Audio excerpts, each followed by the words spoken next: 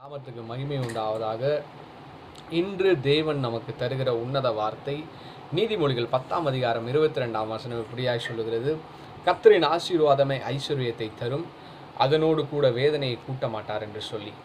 வேதத்தில் பார்க்குறோம், ஆபிரகாமை குறித்து வாசிக்கும் போது கர்த்தர் ஆபிரகாமை ஆசீர்வதித்து உயர்த்தினார்.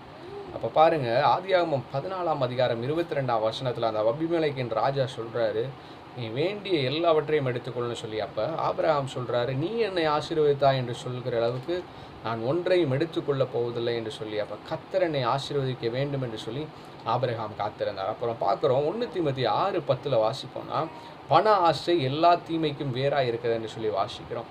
வேதத்திலே அப்போஸ்தலர் 5ஆம் அதிகாரத்தில் பார்க்கும்போது அனனியா சப்பிராளை குறித்து வாசிக்கிறோம். அவங்க என்ன பண்ணாங்கன்னா, அந்த காணியாட்சி நிலத்தை விற்று அதை சீஷர்களுக்கு என்ன பண்ணாங்க, ஒரு பங்கை வஞ்சித்து வைத்தார்கள்.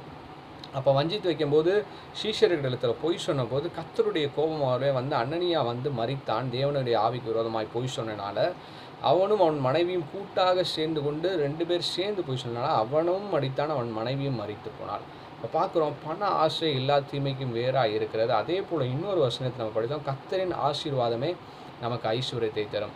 தேவனுடைய பிள்ளைகளை ஆண்டவர் இன்றைக்கு உன்னத வார்த்தையை உங்களுக்கு அனுப்புகிறார். கர்த்தரின் ஆசீர்வாதத்துக்காக எப்பொழுதும் காத்திருங்கள். நாம் ஒருபோதும் பண ஆசை இல்லாதவர்களாய் ஆண்டவருடைய ஆசீர்வாதத்துக்கு நாம் காத்திருக்கும் போது ஆபிரகாமை ஆசீர்வதித்து உயர்த்தின அதே தேவன் உங்களுடைய வாழ்க்கையிலும் அவர் ஆசீர்வதித்து அவர் உயர்த்த வல்லமை உள்ளவர். அன்பு தகப்பனே, இந்த நாளிலே இதை பார்த்து கொண்டிருக்கிற ஒவ்வொருவரையும் உம்முடைய ஆசீர்வாதத்தினால் நிறைத்து நீர் வழிநடத்தி பாதுகாத்துக் கொள்கிறார். ஆபிரகாமை ஆசீர்வதித்த தேவன் உங்களுடைய பிள்ளைகளுடைய வாழ்க்கையில் ஒரு அற்புதத்தை செய்வீராக என்று சொல்லி ஜெபிக்கிறோம். இயேசுவின் நாமத்தில் பிதாவே, ஆமென். தொடர்ந்து இந்த உன்னத வார்த்தையை தொடர்ந்து கேளுங்கள். கர்த்தர் உங்கள் வாழ்க்கையிலே மிகப்பெரிய அற்புதங்களையும் அதிசயங்களையும் செய்வாராக. கர்த்தருடைய நாமம் மகிமைப்படுவதாக. ஆமென்.